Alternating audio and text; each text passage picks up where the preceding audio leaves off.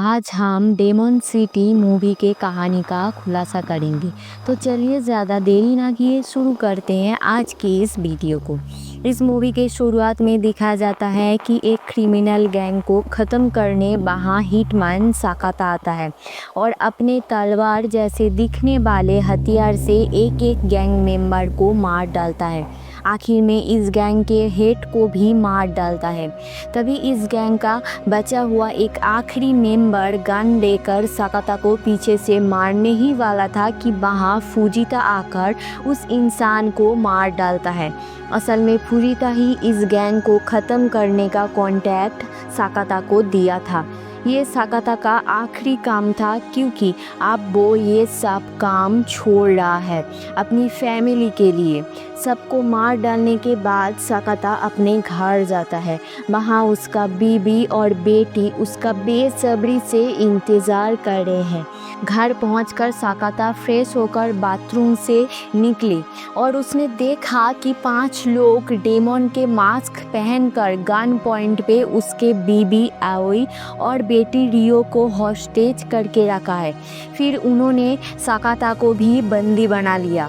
फिर उस demon gang के मास्टर साकाता को शुक्रिया कहने लगे क्योंकि साकाता ने उस क्रिमिनल गैंग को ख़त्म करके इस डेमन गैंग का इस शहर में राज करने का रास्ता आसान कर दिया है। लेकिन सेंजो शहर में तो कोई एक ही डेमन रह सकता है। तो साकाता, तुम हमारे साथ हाथ मिलाओ या फिर मरने के लिए तैयार हो जाओ। साकाता मास्टर से अपनी बीबी और बेटी को छोड़ने के लिए कह ही रहा था कि रियो बहुत डरने लगी। तो आओई रियो के पास जा ही रही थी कि उन्होंने आओई को गोली मार दिया। फिर साकाता ने रियो को भाग जाने के लिए बोला। रियो भाग ही रही थी कि उसको भी गोली मार दिया और फिर साकाता को भी सर पर गोली मार दिया और साकाता के ऊपर इल्ज़ाम लग गया कि उसने अपनी बीबी और बेटी को मारा फिर खुद को गोली मारकर सुसाइड करे। लेकिन साकाता बच गया और उसने 15 साल जेल की हॉस्पिटल में पैरालाइज्ड होकर अपनी ज़िंदगी बिताई। 15 साल बाद सेंजो शहर के मेयर सुनोहारा को दिखाया जिसने इन सालों में इस शहर का काया ही पलट दिया और अब वो इस शहर को टूरिज्म में भी आगे ले जाने के लिए मेहरुबा नामक एक रिजॉर्ट भी बना रहे हैं। इस प्रेस कॉन्फ्रेंस में एक रिपोर्टर सुनोहारा को इस शहर के बढ़ते क्राइम, लापता हो जाने वाले लोग और ह्यूमन ट्रैफिकिंग के बारे में पूछता है तो उसे सुनोहारा जवाब ना देते हुए चुप करा देता है। बाद में उस रिपोर्टर को डेमन गैंग का एक मेंबर मार डालता है। जेल से छूटने के बाद फुजिता साकाता को अपने साथ ले गया और उसका देखभाल करने लगा क्योंकि फुजिता ही वो इंसान है जो डेमन गैंग से कांटेक्ट लेकर साकाता को उस क्रिमिनल गैंग को ख़त्म करने के लिए बोला था और उसी ने ही साकाता का फैमिली है ये बात डेमन गैंग को बताया था और फिर उस डेमन गैंग ने उसकी पूरी फैमिली को ही ख़त्म कर दिया। ये बात कहीं ना कहीं फुजिता को अंदर से खराब लग रहा था, इसलिए वो साकाता की देखभाल कर रहा है। एक दिन साकाता के ऊपर कोई एक इंसान बदला लेने के लिए चाकू मारता है। साकाता को फिर हॉस्पिटल में एडमिट करते हैं। वहाँ एक पुलिस ऑफिसर आता है। साकाता के रूम के बाहर गार्ड पे खड़े हुए 2 पुलिस ऑफिसर को पैसे देकर बाहर भेजकर रूम के अंदर जाकर उसने वो डेमन वाला मास्क पहनकर साकाता को जहरीला इंजेक्शन देकर मारने की कोशिश करा। तभी साकाता को होश आ जाता है और उसे वो डेमन मास्क देखकर सब कुछ याद आ जाता है और वो पैरालाइज से ठीक होने लगा। फिर बेड से उठकर उस डेमन मास्क पहने पुलिस ऑफिसर को मारने लगा। तभी वहाँ 2 गार्ड पुलिस ऑफिसर भी आ गए। साकाता ने उनको बिल्डिंग से नीचे फेंक दिया और फिर उस मास्क पहने ऑफिसर को गला घोंट कर मार दिया। अब सकाता पूरे तरीके से ठीक होकर अपने पैरों पे चलकर फुजिता के साथ कार में बैठकर जाता है उस डेमन गैंग से बदला लेने के लिए। फुजिता उसे एक डेमन गैंग के मेंबर के फैक्ट्री में ले जाता है और डेमन गैंग से कहता है कि उसने सकाता को मार दिया है। फिर वो लोग सकाता की डेड बॉडी को एक्सपोज करने के लिए फैक्ट्री के अंदर ले गए, लेकिन सकाता तो जिंदा है। फुजिता ने झूठ बोला है। फिर सकाता फैक्ट्री के अंदर जाते ही सबको मारने लगे और वो फैक्ट्री का मालिक फैक्ट्री से बाहर निकलकर फैक्ट्री को ब्लास्ट कर देता है, लेकिन सकाता बचकर वहाँ से निकल कर आता है। फिर उस फैक्ट्री का मालिक सकाता को जिंदा देखकर गोली मारने ही जा रहा था कि तब वहाँ फुजिता ने गाड़ी से टक्कर मार दिया उस डेमन मास्क पहने फैक्ट्री के मालिक को। और फिर फुजिता ने सकाता के सामने कॉन्फेस करा कि उसने ही इन्हें इसकी फैमिली के बारे में बताया था।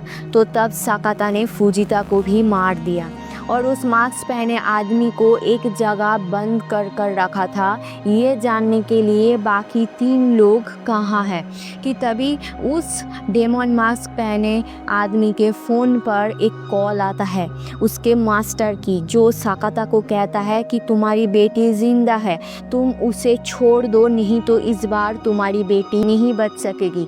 लेकिन सकाता एक नहीं सुना और उस डेमन मास्क पहने आदमी को मार डाला। और सबसे शॉकिंग बात यह है कि ये मास्टर और कोई नहीं, सेंजो शहर का मेयर सुनोहारा है। ये अपने इलीगल काम से जो पैसा कमाता है उसे इस शहर का इंफ्रास्ट्रक्चर ठीक करने में लगाता है ताकि वो पावर में रह सके और लोगों के दिलों में भी। इसके बाद सकाता एक एक्स पुलिस ऑफिसर के पास जाता है जो उस demon gang member police officer के साथ काम करता था और ये सकाता को पहले इंफॉर्मेशन भी सप्लाई करता था। एक बार सकाता ने इसके जान बचाया था तो इसलिए इसने सकाता का मदद करने का ठान लिया और वो सकाता को इस डेमन गैंग का एक वीडियो दिखाया जिसमें इस गैंग ने एक सिक्योरिटी कंपनी के सीईओ को मार डाला और फिर रातों रात एक सेंजो सिक्योरिटी कंपनी भी खड़ी हो गया और अब ये कंपनी मेरुबा रिजॉर्ट का सिक्योरिटी भी संभाल रहा है। इस तरह रियो जो अब बड़ी हो गई थी वो उस डेमन गैंग के एक मेंबर के साथ रह रही थी और वो उसे अपना डैड मानती है और उस डेमन गैंग मेंबर ने अपनी मज़े के लिए रियो को बड़ा कर रहा है। रियो सुबह सकाता को टीवी के न्यूज़ में देखती है कि उसने कितने मर्डर किए और सकाता उस ब्लास्ट में मारा जा चुका है। इस घटना से रियो को सकाता से डर लगने भी लगा था और अब सकाता उस सेंजो सिक्योरिटी ऑफिस में घुसकर सबको मारने लगा और फिर वो उस डेमन गैंग मेंबर को ढूंढते ढूंढते रियो के रूम में घुस गया और वहाँ उसने रियो के बचपन से लेकर अब तक की सारी तस्वीरें देखकर उसे विश्वास हुआ वो डेमन मास्टर सच बोल रहा था। तभी वहाँ पर रियो के नकली डैड और डेमन गैंग का मेंबर सकाता पर हमला करने लगे और सकाता भी पलट वार करने लगा और वो उस आदमी को मार डालने ही वाला था कि वहाँ पर रियो सकाता को देखकर डर के मारे अपने नकली डैड को बचाने के लिए सकाता को तीर मार देती है। सकाता फिर अपनी बेटी को देखकर खिड़की से नीचे गिरकर वहां से भाग जाता है। इसके बाद सिनोहारा ने सकाता को मेरुबा रिजॉर्ट में बुलाता है। सकाता वहां पहुंचकर सबको मारते मारते उसकी मुलाकात रियो के नकली डैड और डेमन गैंग के तीसरे मेंबर से मुलाकात होता है और उसे भी वो मार गिराता है और फिर वो आगे बढ़कर रियो तक पहुंचता है और रियो को कहने लगा कि वो उसके असली डैड है। फिर वहाँ पीछे से डेमन गैंग के चौथे मेंबर ने सकाता को सर पर मारा और फिर उसे और रियो को मास्टर के पास ले गए और उन्हें हॉस्टेज करके रखा। और फिर जब वो मास्टर रियो के गले पर तलवार रख कर उसे मारने ही वाले थे कि तब वहाँ वो एक्स पुलिस ऑफिसर गन के साथ आकर वहाँ मौजूद सिक्योरिटी के लोगों को मार गिराता है और फिर साकाता रियो को वहाँ से भागने के लिए बोलते हैं और तब रियो को बचपन का उस दिन का घटना याद आ जाता है और वो उस एक पुलिस ऑफिसर के साथ वहाँ से भागती है। लेकिन आधे रास्ते से ही वो वापस फिर अपने डैड के पास आ जाती है।